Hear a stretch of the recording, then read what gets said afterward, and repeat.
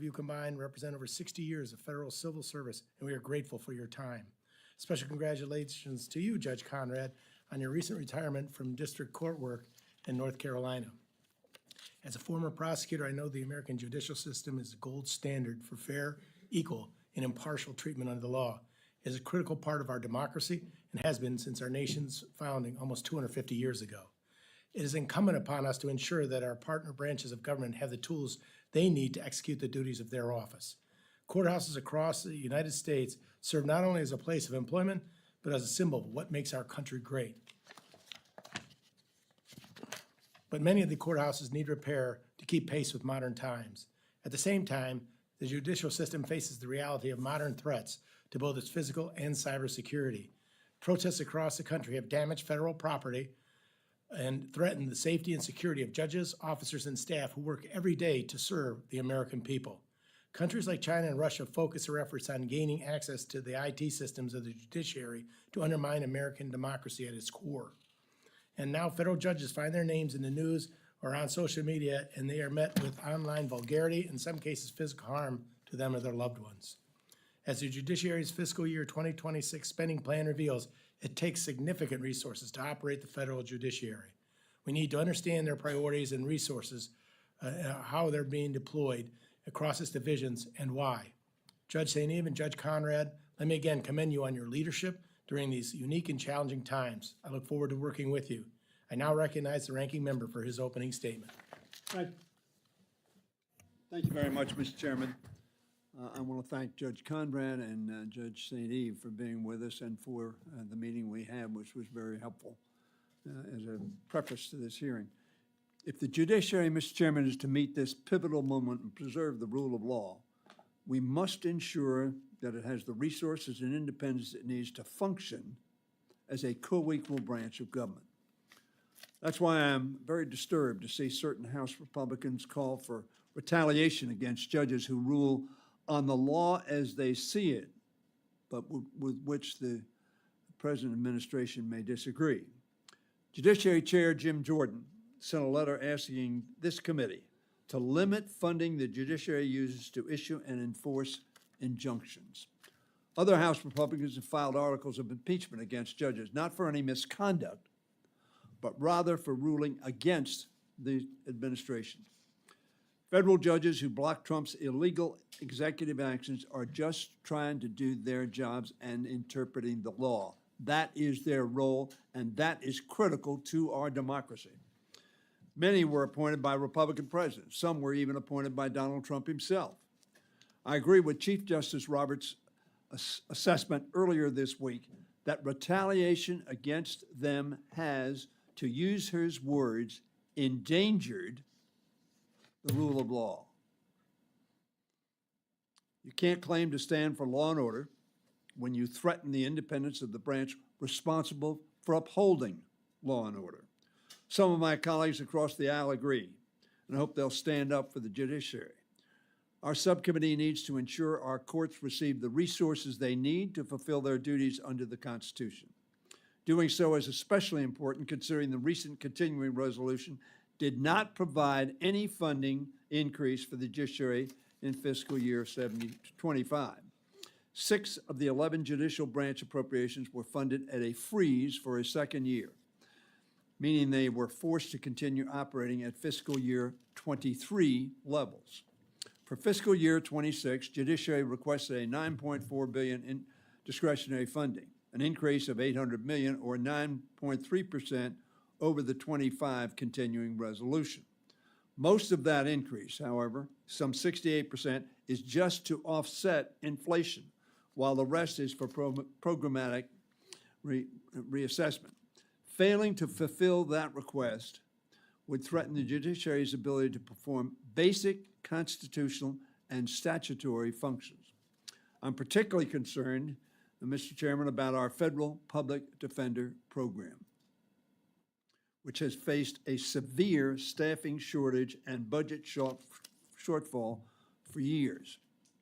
As a matter of fact, we made a mistake in this committee, and the Senate made a further mistake, which was corrected, which would have completely undermined the ability to perform the public defender service as is necessary. The judiciary has requested $1.77 billion for defender services, an increase, a substantial increase of $315 million, or 22%, over the fiscal year 25 CR. Again, a freeze at 23 levels. Without that funding, courts will struggle to ensure that Americans are provided their constitutional right to an attorney, a competent attorney. We also need to ensure that our courts can keep up with the increasing caseloads. That means following through on the request to increase funding for the Court of Appeals and district courts by $345 million, or 6%. And again, for the Administrative Office of the U.S. Courts by $8 million, or 8%, over the 25 CR. Again, we're talking about 73 levels, essentially. Without these increases to help our courts hire staff as needed and cover basic operational costs, case backlogs will only continue to grow, making it harder for Americans to receive timely justice and due process. I know all the committee members understand this, but criminal cases must become before the civil cases because of the right to a speedy trial. That means small businesses and other Americans will be pushed to later resolution of their cases. We also need to devote more resources to keep our judges and courts safe at the time when Donald Trump and his allies are vilifying our courts. The public hears that, and it has a tendency to inflame those who may be irrational, may be mentally ill, or just may be angry. We ought to fulfill its request for a $142 million, or 19% increase above the 25 CR for court security. Now, court security is a euphemism for making sure our judges are safe, making sure that our judges are not intimidated, making sure that justice will be served unrelated to the threat of violence. I look forward to the hearing more from Judge Conrad and Judge St. Eve, although I want to say to you, I'm going to go back to my other hearing, going back and forth. But my staff will be here, and I'm going to hear everything you say, but it may not be, it may be virtually. Everyone who stands for law and order, Mr. Chairman, ought to be united in the mission of ensuring that our judiciary is safe, neutral, and articulating their thoughts regarding and opinions with reference to the law unrelated to intimidation and forces beyond their control. I yield back. Thank you, Mr. Hoyer. Today we welcome the testimony of the Honorable Amy St. Eve, Chair of the Budget Committee for the Judicial Conference of the United States and dear friend of Magistrate Jonathan Greenberg, and the Honorable Robert J. Conrad, Jr., Secretary of the Judicial Conference of the United States. Without objection, your full written testimony will be entered into the record. With that in mind, we ask you to please summarize your opening statement in 5 minutes. Judge St. Eve, you are recognized for 5 minutes. Good morning, Chairman Joyce, Ranking Member Hoyer, and members of the subcommittee. My name is Amy St. Eve, and I'm a judge on the Seventh Circuit Court of Appeals in Chicago. On behalf of the Judicial Conference Committee on the Budget, which I chair, I am pleased to appear before you today to present and explain the fiscal year 2026 budget request of the federal judiciary. Thank you for the opportunity to do so. An effective, efficient, and independent judiciary is foundational to the system of our government. Adequate and consistent funding is absolutely critical to conduct our constitutional and statutory responsibilities, and we are reliant on this subcommittee to help ensure that those resources are in place for us. The branch's fiscal year 26 funding request must be looked at in the context of the recently enacted continuing resolution for fiscal year 25, where every component of the branch was held to its fiscal year 24 enacted funding levels, regardless of any change in workload or other requirements. And for most of our accounts, this is the second straight year of a hard freeze. Among the impacts of the full year CR are the deferral of dozens of judicial security projects at a time when threats against judges are increasing. The suspension of more than 2 months of payments to private attorneys who have provided constitutionally required representation to indigent defendants. The continuation of a long hiring freeze in federal defender organizations, and a year-over-year reduction in the allotments made to courts and probation and pretrial services offices to serve and protect your constituents. While the Judiciary's fiscal year 26 request of $9.4 billion may seem large, these resources are needed to rebuild and restore critical functions of the courts and the federal defenders that were not sufficiently funded in either fiscal year 24 or 25, and to address new and potentially significant workload increases based on the law enforcement initiatives of the executive branch. Our request includes $6.9 billion for the courts and probation and pretrial services offices. More than 85% of this requested increase in this area reflects just standard adjustments to maintain current services, with the remainder funding critical new investments in staffing, space and physical infrastructure, and information technology, including the next installment of funds that is essential for our multi-year cybersecurity and IT modernization plan. The Defender Services request totals $1.8 billion. Well over half of the requested increase in this account is needed just to mitigate the effects of the suspension of payments to private attorneys that was necessitated by fiscal year 25 by the full CR. The remainder will support current service levels and allow a resumption of hiring in the federal defender offices. We are also requesting almost $900 million for our court security program to address a complex and evolving threat environment facing judges and the judicial process overall. The request fully funds contractual obligations to our court security officers and helps recapitalize our systems and equipment budget, which was slashed due to 2 straight years of funding freezes in this account. The request also continues the expansion of our vulnerability management program, which was instituted to improve the safety of judges and their families after the murder of the son of Judge Esther Salas and the critical wounding of her husband in 2020. Finally, our request includes the $19 million that we project will be needed to fully fund grant and petit juror requirements for the year. As we ask the subcommittee to make the substantial investment in the judiciary, I want to assure you that we take very seriously our commitment to be responsible stewards of our funds.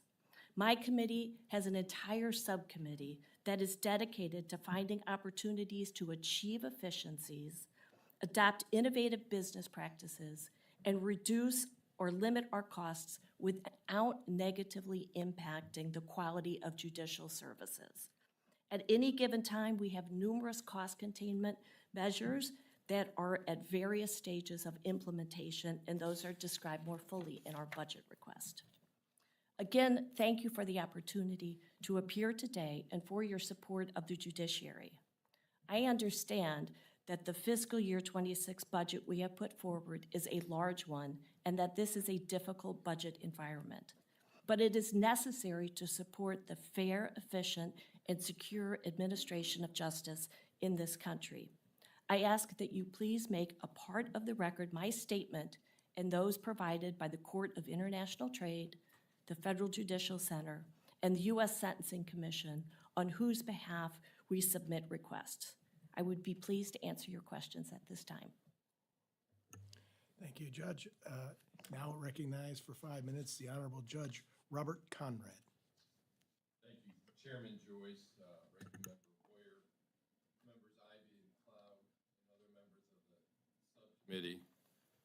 My name is Bob Conrad. I am the Director of the Administrative Office and Secretary of the Judicial Conference of the United States. Before being selected to this post by the Chief Justice, I served as a United States District Judge in the Western District of North Carolina for nearly 20 years.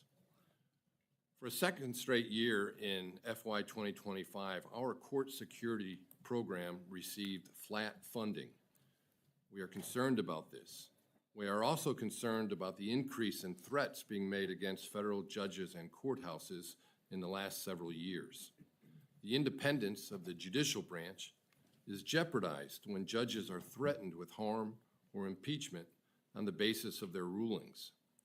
Our constitutional system depends on judges who are sworn to administer justice without respect to persons. In doing so, they must be free from threats and intimidation. This is essential not just for the safety of judges and their families, but also to the pursuit of justice and equal rights for all. Threats of reprisals and retribution erode the rule of law. So we have safety concerns, compounded by the consecutive years of flat funding. I respectfully urge the subcommittee to fully fund our FY 2026 court security request. Second, we have in recent years discussed our need for additional resources to address the sharp increase in the number and sophistication of cyber attacks on the judiciary IT systems. The judiciary is a high-value target for cyber criminals. We have a classified briefing scheduled for next Tuesday, May 20th, to share some additional details on cyber attacks with House and Senate Appropriations Committee leadership and FSGG subcommittee leadership. We do require ongoing resources to secure and modernize our systems, and we ask for the subcommittee's support. Third, I'd like to turn to our efforts to ensure a safe and respectful workplace for all judiciary employees. I'm proud to chair the Federal Judiciary Workplace Conduct Working Group, created by Chief Justice Roberts in 2018. For 7 years, this group, comprised of some of the sharpest, most experienced judges and other court leaders, have worked to accomplish the Chief Justice's directive to create an exemplary workplace. We have made significant improvements to our workplace conduct policies and practices. Last fall, we issued our first annual report on workplace conduct. In March of this year, we released the working group's analysis of the Federal Judicial Center's first national workplace survey of judiciary employees. The survey went out to 28,000 employees. A statistically impressive 50% responded. 91% of respondents indicated they had not experienced wrongful conduct of any kind. Over 80% responded that they were proud of their work and liked their jobs and would recommend their place of employment to family and friends. In addition, the survey showed us areas where we might improve, and the working group has issued additional recommendations to improve training, make reporting misconduct easier, and eliminate fear of retaliation. We will use the survey results to guide our efforts in making further improvements to workplace conduct policies. Turning to the AO budget, the FY 2025 full-year CR represents a second year of flat funding at the FY 2023 level. Because staff salaries and benefits comprise 96% of the AO budget, the impact of funding shortfalls rests almost entirely on our ability to retain and hire staff. For FY 2025, we are forced to leave a number of important positions unfilled. The AO's FY 2026 request seeks $110.5 million, a 7.6% increase above the FY 2025 enacted level. The requested $7.8 million appropriations increase is comprised of $6.2 million for adjustments to base for standard budgetary increases and $1.6 million to hire new staff to improve AO operations and enable us to better support the courts and federal defender organizations. My written statement discusses our need for new judgeships. Last Congress, we made the case for an additional 66 positions. The bill passed unanimously in the Senate and received post-election bipartisan support in the House. Unfortunately, it was vetoed at the last minute. The compelling case for new judgeships remains. My statement also discusses our new courthouse priorities, which are funded under GSA. Our top priority is a new courthouse annex in San Juan, Puerto Rico, which the Judicial Conference designated as a space emergency in 2020. I urge you to make yourself familiar with the plight of judiciary employees in Puerto Rico, working in trailers behind concertina wire, a courthouse that is outdated, unsafe, and built on a seismic fault line. It represents a compelling case for emergency funding, and I would ask that you heed our call. Our other space priorities are new courthouse projects in Hartford, Connecticut, Chattanooga, Tennessee, Bowling Green, Kentucky, and Anchorage, Alaska. All told, we seek $863 million in FY 2026 for GSA for these priority projects. Prepared to answer the subcommittee's questions. Thank you, Your Honor. I first ran into the red, yellow, green when I worked in the federal court, so I know you've seen this before. But we try to make sure that everybody has a chance to answer questions. People will be moving in and out, so please don't let that bother you as you follow up. And a former defender and prosecutor myself, I understand that the publicity that sometimes comes to a judge, whether they want it or not. They're randomly selected. However, technology, social media, and the 24/7 news cycle have increased the likelihood that a judge's name will be reported on all media sites. This now leads to an unprecedented amount of attention on an individual who is responsible for overseeing a federal case. Would you describe the threat environment and how it has evolved over the last decade or so with respect to federal judges? And what is the federal judiciary doing to ensure that tragedies like the murder of Daniel and Darrell don't happen again? The threat environment is dynamic and complex. And it's important and essential for us to have our court security account funded to address this. Not just outside of the home, but in the courthouse as well. There have been, since 2020, a lot of attacks on courthouses and damage to courthouses. The court security account funds our court security officers, who are really the frontline officers at courthouses, who screen individuals coming through and make sure that the judges, when they're there, are safe. It also funds the essential equipment at the courthouses, the screening equipment, the video equipment, the magnetometers, and it funds our vulnerability management program. The vulnerability management program is something that the courts have taken on to help get personal identifying information, or PII, of judges off of the internet. As you indicated, it's very easy to find things out, including home addresses of judges, off of social media or the internet.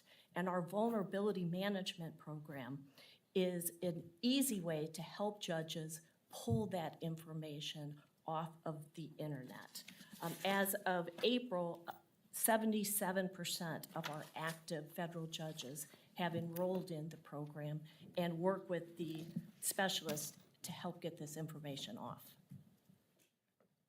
In addition to the Delete Me program, which attempts to remove personal identification information of judges from the internet, and Judge St. Eve said almost 80% of judges have signed up for. We have taken steps to enroll judges in home intrusion detection system to protect them when they're at home, and also are engaged in hardening projects across the country with respect to our courthouses. So the threat environment is real. It's been present for a number of years, and the Judiciary and the United States Marshal Service takes it seriously, which is why we're asking for this funding. I can attest to the fact that bomb threats and having my home swatted and using the programs you're talking about didn't take my home address off, because we still have to put it down on places like where we put in our application to run for office, the title of my home.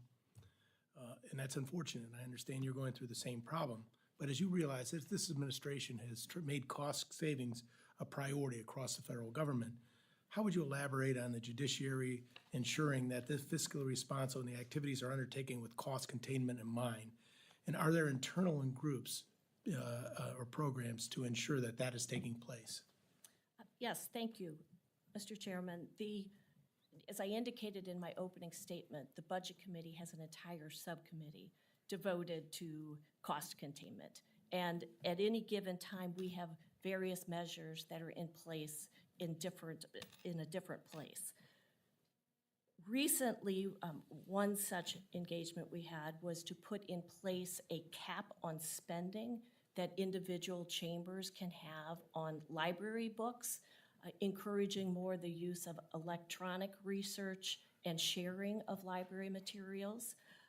We are looking into the use of technology for detainees who are housed far away from federal courthouses so that probation officers and pretrial services officers and attorneys who are representing them don't need to travel, sometimes a significant amount of miles to go and visit with them, that they can do it electronically through equipment, and that would save quite a bit of money and time for all three of those categories.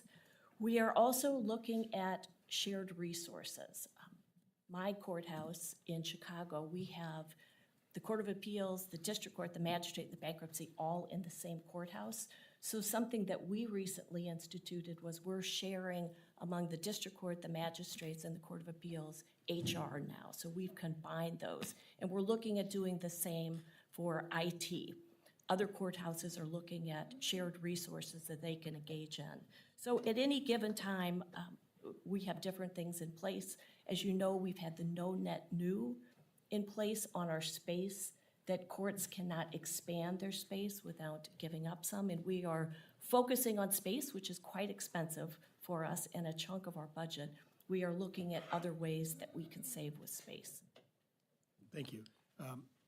As I said before, people are going to be moving in and out. I'm going to run down to a THUD hearing. The Vice Chair, Mr. Lalotta, will take over at this point. The Chair now recognizes Mr. Ivey from Maryland. Thank you, Mr. Chairman. Glad to see my colleague is moving up to the big chair here. I do want to thank you all for coming in to testify. I certainly share the views of Mr. Hoyer with respect to the need for the increases for the judiciary. Cybersecurity, I think, is in particular is an interest of mine, having served on the Homeland Security Committee last year. But personal security for judges and personnel is a big one for me, too. We had a state judge who was assassinated in 2023. He'd made a ruling earlier in the courthouse that day. The aggrieved party followed him home and shot him in his driveway. And I'm aware of the case. I believe there was an individual who threatened, I think it was Justice Kavanaugh, and he's being prosecuted currently. So we know these things are out there, and we know they happen on both sides. I happened to work on the task force last year with respect to the attempted assassination of then candidate Trump.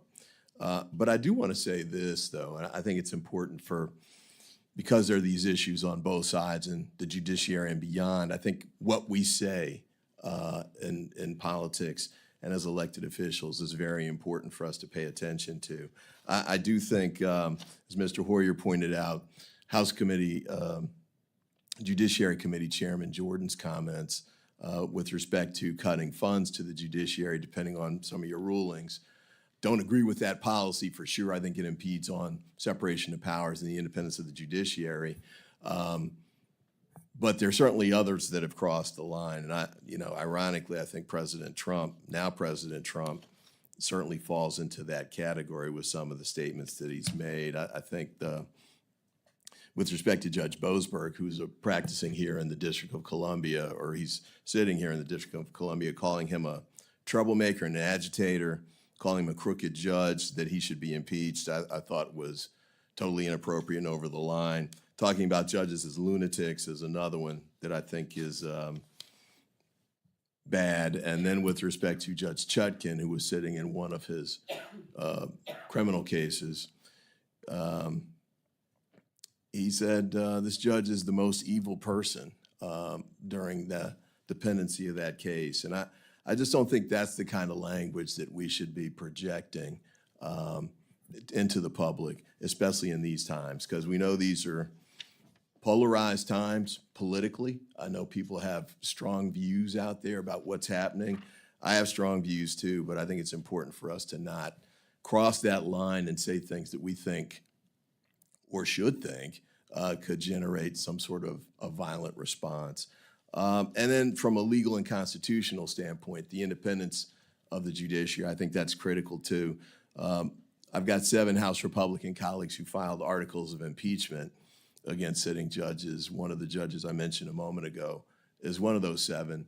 No showing or even allegation of wrongdoing, particularly just disagreement with the rulings that they issued in those particular cases that happened to involve the Trump administration. And they certainly have a right to their own views, but I think it's important for us, not so much because that might create an issue of violence, but just respect for the Constitution and what it should mean when you start talking about impeaching judges. That's a big step. And I think, to my colleagues here and beyond, we should be very sensitive about making those kinds of statements and crossing those lines. When I was a staffer here in the late 80s, we impeached 2 judges. They clearly crossed the lines with respect to bribery, for example. And I thought impeachment was clearly merited there because under the standards set by the Constitution, they broke that. And they broke the trust of the American people. But throwing that term around, issuing articles of impeachment kind of willy-nilly is beneath what this institution should be doing. So thank you so much for the work that you all are doing. I know these are going to be challenging times with respect to seeking the increases that you're seeking. I share the need for the increase for federal public defenders having practiced, and I've been on both sides of that. It's critical to make sure we've got enough people there to handle the workload that's coming through. That workload is certainly in the District of Columbia is increasing, and we need to make sure that we're up to the task on that front and making sure that people have a chance to get equal justice. So thank you for the work that you do. I appreciate your testimony, and I yield back. The gentleman's time has expired. I now recognize the gentleman from North Carolina, my friend, Representative Edwards, for 5 minutes. Thank you. Thank you, Mr. Chair. Judge Conrad, with over 800 federally owned or leased court facilities, the judiciary is one of GSA's 3 largest tenants. How have organizational changes in the GSA affected the facilities of the federal judiciary? We have an ongoing relationship with the GSA, both in terms of courthouse construction and maintenance. We have historically asked for more than they can deliver with respect to their funding. I mentioned the Puerto Rico emergency situation where the courthouse is outdated, unsafe, and built on a seismic fault line in a district where there's a very high volume violent crime caseload. And so there's ongoing efforts at doing things efficiently, but the ability to maintain our courts, and particularly our older courts, is in good times stressed, but in these times a real challenge for us. And so I met recently with the Public Building Commissioner. We have ongoing dialogue with the GSA. We've actually, in light of some recent developments, had the ability to hire some really competent GSA people who turned out looking for jobs, and they've come with us and bring with them a real knowledge of how things work on the other side and enable us to communicate better. I recognize that 10 federal courthouses appeared on the now redacted list of non-core federal facilities released by the GSA. 6 courthouses currently appear on GSA's list of assets identified for accelerated disposition. How frequently does the judiciary dispose of properties from the real estate portfolios? We have a Space and Facilities Committee of the Judicial Conference that looks at this question with some degree of intensity. I can speak from the district that you come from in the Western District of North Carolina. We, years ago, had 5 federal courthouses. We now have 3. And so that's an ongoing examination by our branch. And caseload changes, population changes are all taken into consideration.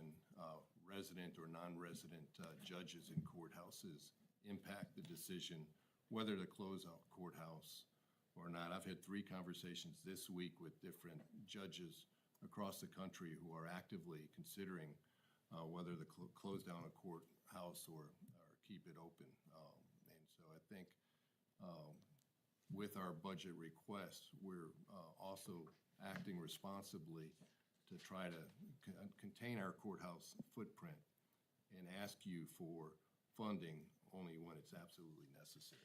Does the judiciary currently own or lease any courtroom or office space that's not currently occupied or in use? I don't have on the top of my head the number of, you're asking about non-resident judge courthouses? Well, any federal courthouse or office. There are districts that have courthouses where judges travel from one courthouse to another to serve the needs of a different division. I don't have the exact number of those courthouses. Final question is, when preparing for hearings like this one, I typically find Inspector General reports to be a really good resource for information on how agencies can improve their performance. And I really was intrigued to learn that while the Department of Justice has an Inspector General, the federal judiciary does not. And I was just curious to know your thoughts on why or why not should the federal judiciary have an Inspector General? We are a separate and independent branch of government that is decentralized in its structure. And we don't have a single Inspector General audit. We have approximately 100 audits that go on every year from the various district courts across the country. We have an audit committee. Our governance is through the Judicial Conference, as you know, and we have 25 different Judicial Conference committees made up of volunteer judges and others who create policy for us, conduct audits. We have access to CPA firms that conduct audits for us. And our belief is that we're very responsible in the use of the funds that you give us, and that we're very careful with our Judicial Conference Audit Committee, with our Budget Committee, and the other structure that we have in place, that although we don't have a single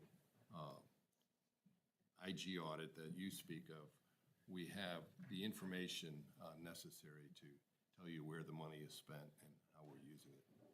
Thank you. I appreciate your time. Mr. Chairman, Thank I you. yield. The chair now recognizes the gentleman from Texas, Mr. Cloud, for any questions. Thank you, Mr. Chairman. Thank you both for being here. Thank you for the work you do in our all-important judiciary. I had a couple questions I wanted to bring up. One, I read through the strategic plan, and my understanding is those come out every 5 years, so we should be expecting another one this year. Is that correct? Yes. About when could we expect that? We have spent time at the last 2 judicial conferences getting out the strategic plan to the committee responsible for it, to the other conference committees that have input in it. And Is there a that's time? I'm sorry, a I work in process, and have a lot of stuff to go through, so is there a date that we can, roughly? I'm our not, next judicial conference is in October of 2025. okay, so is that when we would expect the report shortly thereafter? Possible that it would be produced at that time. Okay. You had mentioned, Judge Conrad, in your statement, the importance of us protecting judges against hurt or threats of impeachment. I think it's dangerous to combine those two in the same sentence. Against hurt, yes, we should definitely protect them.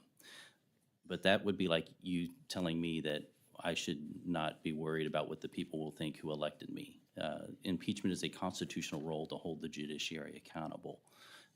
And certainly, you know, Congress created these courts with the exception of the Supreme Court, and that is our mechanism to deal with the legal system that's gone wayward. So we want to do everything we can to protect the judges and anyone involved in the legal process, but I think it's a dangerous ground to say that. And I was actually disappointed by this Chief Justice when he came out with everything going on in the judiciary right now, for him to come out and take issue with the president when there's a lot of work to be done within the judiciary is very concerning. Now, one of the big issues, and the second one in the strategic plan, which I certainly appreciate, was preserving public trust, confidence, and understanding. And it talked basically about the need to educate the public about everything that's going on. Now, a lot's happened in 5 years, and we've seen a lot of what some would say is lawfare. I certainly would agree with that. I think a number of Americans do. And I'm wondering what you will do as we approach the next strategic plan to deal with these sort of things, where we see lawyers who represent President Trump disbarred and threatened just for representing him in some cases, and then we see those prosecuting President Trump basically given a free pass. And so you could go down the long list of bad practices that has happened, but you know, from Jack Smith to Fannie Willis was disqualified from the case, and Nathan Way from his case, but neither of them have faced disbarment. Alvin Bragg turned a misdemeanor into invented law, basically, in order to bring indictments. He has not been referred to for disbarment. Letitia James has been basically under investigation for the very thing she accused President Trump of. And Elise Stefanik and others have called for her to be disbarred. Has not been referred. You know, so we see a duplicity here, and that's where we're getting a lot of the mistrust that the Americans have in the judiciary right now. I'm wondering what your strategic plan will do to address those concerns.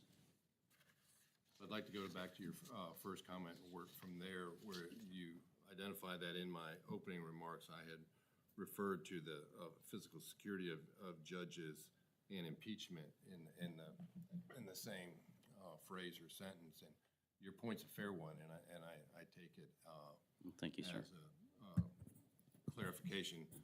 From the independent judiciary's perspective, they do represent two harms. The first harm is to judges and their family members who have been threatened either by intimidation or actual physical violence. That last several years, the marshals have We've met with thousands. the Supreme Court and the administrative judge, and we've discussed this. I don't think there's debate across the aisle as to whether or not we should protect judges, at least hopefully in this chamber. And then the second My concern is, what are we going to do to restore trust in the American people in a judicial process that seems very partisan? For example, district judges who think that they can impose executive mandates. I mean, you go read Federalist 78, and it's very clear the judiciary will have no force or will over the purse or the sword, and yet we have a number of judicial judges who seem to think that they've been elected president. And our system for 250 years has functioned with one branch having the sword, one branch having the purse, and the third branch being supposedly the least dangerous of the branches. There is disagreement, strong disagreement, passionate disagreement with the rulings of district court judges. Our tradition of justice has been to challenge those rulings, to appeal them, and to get the ruling that you think, as a litigant, you're entitled to.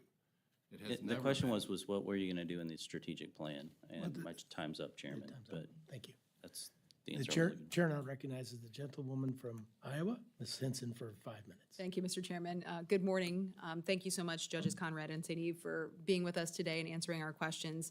In my district in Northeast Iowa, we are home to the Northern District of Iowa for the U.S. District Court, and we are very blessed to have the leadership of our Chief Judge, C.J. Williams, and the strong presence of the court in our community. So I just want to say thank you to the great people who work in our federal courthouse. My office also happens to be in the building, so we get to see them on a regular basis. And I know how committed our officials are to really protecting the integrity of their operations, and I do want to make sure that they have the tools necessary to respond to the evolving threats that we're seeing. And I'm running back and forth between the Homeland Security Subcommittee meeting and this one, and so I just want to go to kind of an issue that kind of ties into both. I also serve on the Select Committee on the Chinese Communist Party, and I remain deeply concerned about the state-sponsored cyber attacks and threats that we've seen coming out of the CCP.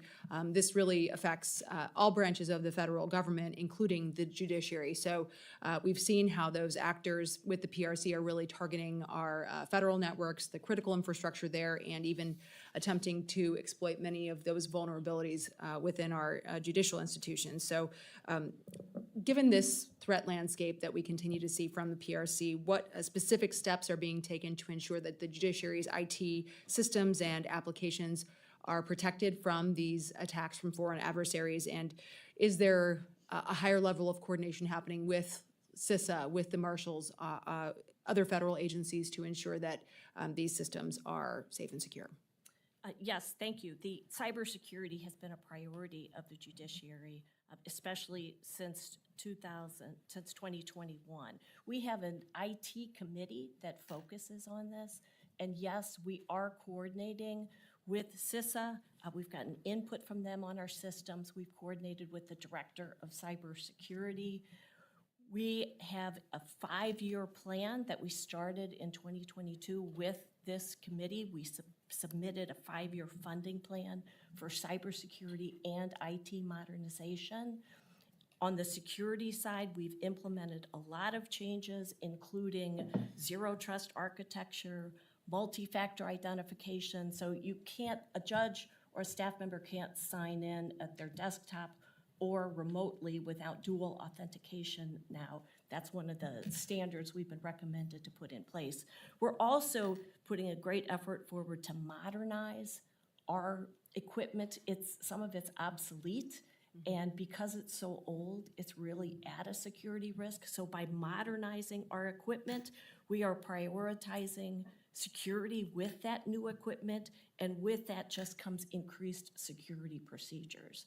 So we thank this subcommittee because a couple years ago, we had a cyber debriefing, and we talked about a 5-year plan, and we put a 5-year funding plan in place. And it's important that we continue to get that money, and we have been putting it to good use. Yeah. Well, I would love to get some more details on some of the other things that you've put into place, just kind of an accounting of that so far. So a 5-year plan, obviously kind of then up in 2027 to kind of look at maybe next steps there. Just want to make sure that we're keeping pace with what we need to keep up with that threat. Happy to do that. Yeah, so I appreciate that, maybe on follow-up. And then one quick question, as my time is coming into end. When I look at a rural state like mine here in Iowa, we know that there can be some barriers to accessing federal courts. We know, you mentioned judges that are going back and forth. I had a lunch with the chief judge a few weeks ago to talk through some of those concerns, especially as the caseloads continue to grow.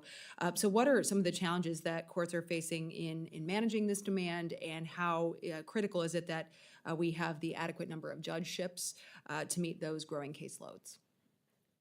So thank you for that question, because I do think there is a need that we proved last year for more judges, and hope to use the momentum that we established with the Senate and the House last year in terms of all 3 entities agreeing with respect to that need. We have a judge's bill that is currently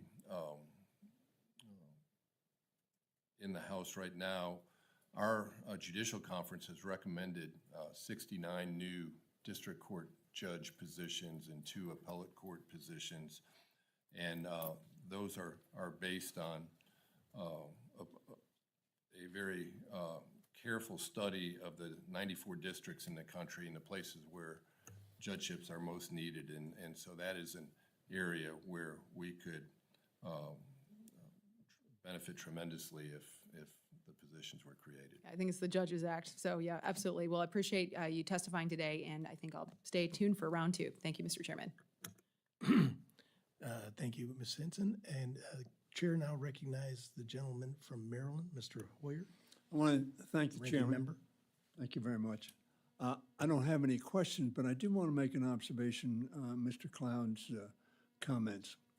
I've been here a long time, but in the history of the country, I do not think we've had, well, I mean, in recent times, we have not had the challenge to the Congress's authority as we've seen in this administration. There are judges, including the Supreme Court, who have concluded on a TRO basis or a temporary basis, I don't know of a final decision, but that the administration is not following the law. Mr. Cloud observes that the district court judges are somehow accruing to themselves executive authority. I differ with the gentleman. What they are saying is, in their judgment, the executive does not have the authority that they're exercising. That is what checks and balances means. That is the essence of our democracy. That is the essence of how one branch checks the other branch. And I want to make it very clear that the disdain that is directed at judges for saying that the executive department is not acting consistent with the law and with the separation of powers is not accruing to itself executive authority. It is doing its job of asserting what the balance, correct balance under law and under the Constitution is between the three branches of government. I, for one, would hope that judges would continue to do that. And very frankly, I've been upset with judges in the past, as we all get upset because we disagree with them. That's our democracy. We disagree. I've disagreed strongly with the Supreme Court, but I've never suggested that therefore one of them be removed or a group of them be removed because of decisions that I didn't like. We have a structure to do that. We have constitutional amendments, which are very difficult. We have statutory law, which is not nearly as difficult. And we have elections for presidents and Congress to change policy. But I want to make that observation, Mr. Chairman, because I think the assertion that somehow judges are accruing to themselves authority which they do not have is inaccurate. Thank you. And I'm going to go back to my other hearing now, Mr. Chairman. It's a balancing act. Thank you, Mr. Hoyer. The chair now recognizes the gentleman from New York and the vice chair of this committee, Mr. Lalota, for any questions he may have in 5 minutes. Thank you, Chairman. Before I get to my questions, I'm going to yield a minute of my time to Mr. Cloud. Thank you. I'll keep this really brief. I appreciate Mr. Hoyer's thoughts. I would point to the Biden administration who willfully did not listen to the Supreme Court when it came to student loan programs, among other things. The district judge's jurisdiction is in the title itself. It's a district judge. And the idea that they can have these federal injunctions that limit the president's executive authority that's clearly given to him in the Constitution is well beyond the Constitution and should be dealt with by this Congress, including impeachment. Thank you. Judge St. Eve, how are you? Good, thank you. Thanks for being with us today. You mentioned earlier the increased prosecutions tied to immigration crimes, including illegal reentry and cartel-related trafficking. Your Honor, do you believe we need more immigration judges in this country? We probably do. That's outside of Article 3 and outside of my specialty. I get appeals from the Board of Immigration after they've gone through immigration judges, but in terms of our budget, that is outside of my expertise. You have 23 years on the bench. 23 years on the bench, District but- courts, you're now a Circuit Court of Appeals judge, pretty prestigious, must come with a ton of experience. Just as a matter of judicial efficiency, supply and demand concepts, A lot of immigration court cases coming before our courts. Would we be able to dispense with them more expediently if we had more judicial staff? Yes, what I see in appeals is they get backed up because of the volume going through immigration. So yes, from a pure efficiency standpoint, more immigration judges would be able to help process the immigration proceedings. And based on your 23 years' experience on the federal bench, what's the consequence of judicial inefficiency, specifically with respect to not being able to dispense with some of these immigration cases? It clogs up the system. The delay, you see some things that take years to complete, that backs up everything behind them. So, and it's expensive. Sure. So let's talk about asylum for a moment. My understanding is roughly 3 of every 4 asylum claims are adjudicated in the petitioner's, against the petitioner's request. That 3 or 4 don't qualify for traditional asylum. And yet, the standard of this country has been, at least under the Biden administration, when somebody claims asylum at the border, Biden paroled them to the interior of the country pending their immigration case. It takes years often for that case to be heard. So isn't it a consequence of a judicial inefficiency, those years that it takes to get to those cases? These folks, 3 or 4 who don't ordinarily qualify for this, isn't the consequence you have a bunch of folks in this country who are not really here under the authorities traditionally granted under asylum? It's hard for me to generalize like that and say it's because of judicial inefficiency. I don't know, some of the appeals that I see, there are lots of extensions requested by the lawyers. There are extensions requested while you're waiting to get a lawyer. So I think it's hard to make a general statement that everything could be blamed on judicial inefficiency. I'm surely not blaming everything on it, but I would posit that you have a lot of folks in this country who feigned asylum on their way in and took advantage of the system that was laid out to them, probably not fault of their own. The door was wide open. They got paroled into the interior country. A lot of them found their way to New York where they got the free hotels and the health care, and it was an incentive to get there. What I'm offering is, if we had a quicker judicial system, more judges to dispense with these cases, we can get to the point of the game where, okay, you don't qualify for asylum, now you got to go back home. So my question, Your Honor, is what is the judiciary doing to get to a proper staffing? So for staffing for us, and again, immigration is not within the budget request that I'm here testifying about today, but in terms of staffing, we have work measurement formulas based upon real statistics of what our caseload is. And the staffing we request that's in our salaries and expenses account is based upon those work measurement formulas and what our anticipated workload is and what the anticipated caseload is. And that's what we base our budget on in our request.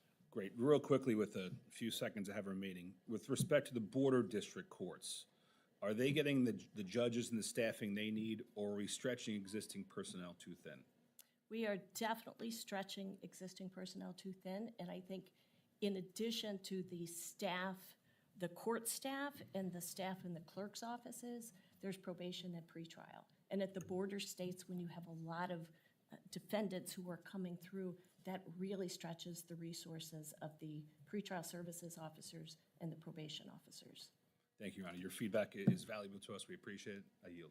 Thank you, Congressman. Thank you very much. The chair now recognizes the gentleman from Missouri, Mr. Alford, for any questions he may have. Well, thank you very much. I appreciate that. Good to have our witnesses here. Appreciate your time for coming here. Justices today face unprecedented threats to their personal safety. In an era of social media, mobs who disagree with legal interpretation share personal identifiable information on social media. These online mobs encourage violence against judges and will dox their home addresses, familiar information, and anything else they can get their grubby little hands on.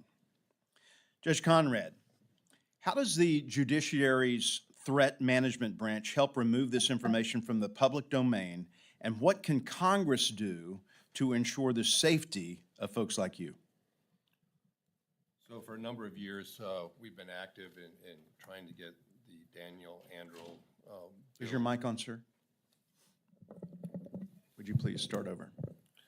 For a number of years, we've been very active pursuant to the Daniel Andrew bill and other efforts at getting both in state courts and across the country that personal identification information offline. And we have encouraged judges to sign up for delete me type protections where the internet is scrubbed for personal identification information. And over 80% or near 80% of our judges are engaged in those kind of efforts. What do we need to do to get all of them involved in those efforts? We do at every judicial conference across the country, we have a component that deals with judicial security and encourage best practices with respect to our judges. Just over a month ago, a California man pleaded guilty to attempted murder of Justice Brett Kavanaugh 3 years ago. He was arrested outside the justice's residence with a gun, a knife, zip ties in the wake of Supreme Court's Dobbs decision.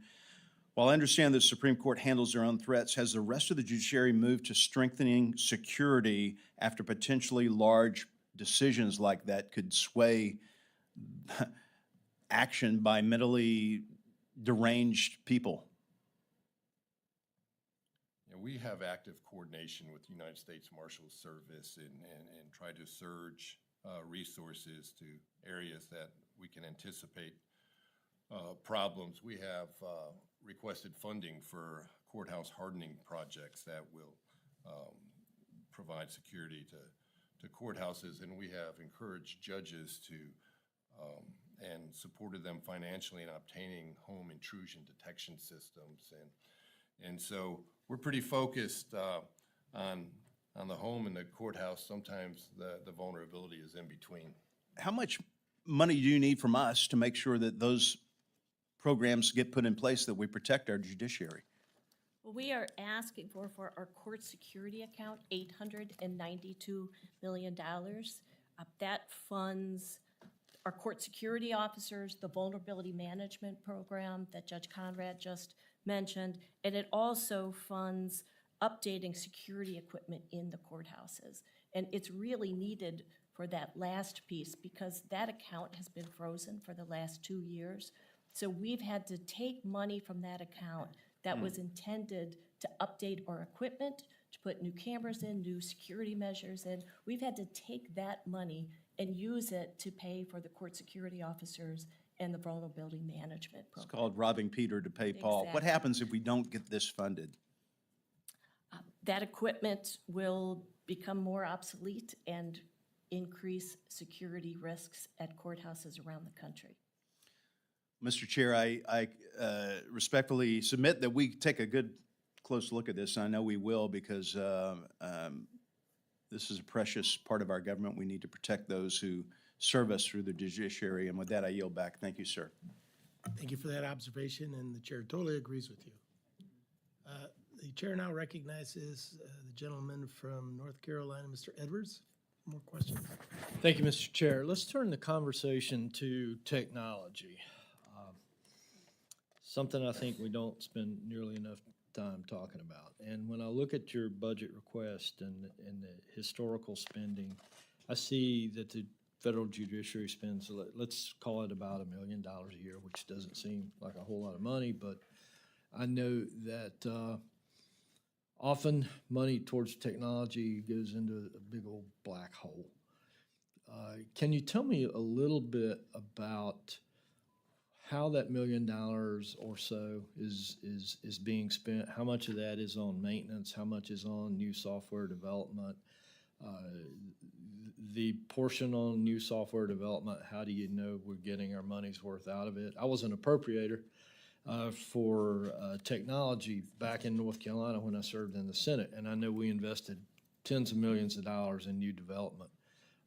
Years later, we'd run into a roadblock and realize we've wasted all the new development money that we had, and we had to start over again. I'm just curious, are you finding those types of issues? So when it comes to the JITF funding, how is that being spent? What are your concerns? Okay, thank you for clarifying that, Congressman Edwards. If I understand, you're asking in particular about our money into JITF.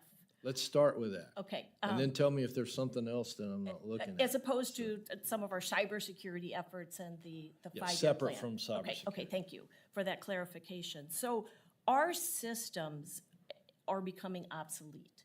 And for years, we did not put money into IT. Common story. Yes, yeah, for a long time, people thought IT was the, oh, I need my printer fixed. And it's changed dramatically. But for years, and because we try to be good stewards of the money, we put our priority elsewhere. And as a result of that, we lost people in IT, and our systems have become obsolete. So the money that goes to our IT account is going really to rebuild those systems and to modernize them, and along with that modernization comes security. Part of that money goes to bringing on and keeping IT personnel, which is, as you probably know, very hard to do because a lot of IT personnel can earn a lot of money if they go outside of the government. And so trying to keep those people is very important to us. But we really depleted our IT to a large extent in terms of personnel, and we've been trying to increase that because it's essential to keeping our systems secure and modern. I will, Mr. Chair, I'm going to submit some written questions. I'd like to understand more about the course. investment in IT and where you see the future. But let's shift to AI now. Where does artificial intelligence fall into the overall platform or plans for the federal judiciary? So the director, and maybe I'll let you answer this, has put together an AI task force. Recently, and it's directed both at the ways in which AI can be of benefit to the justice system and in ways to prevent it from being destructive. And so the task force consists of gifted people across the country identifying the AI issues that we deal with now and hopefully anticipating them in the future. That task force has been recently comprised, and we look forward to learning a lot through it. Will you be sharing the results of that task force with this committee? Be glad to, yes, sir. That'll be one of my requests in my written follow-up. Thank you, Mr. Chair. Thank you, sir. Mr. Alfred is good with his questions, and I appreciate your time here today. With that, I know this has been very engaging and fun for you, and our time has concluded, but I'd like to thank you both for being here today. I know, as Mr. Edwards has indicated, there may be members who would like to submit questions for the record. I ask that he submit those records for the subcommittee staff within the next 7 days. And with that, this subcommittee stands adjourned. Yeehaw.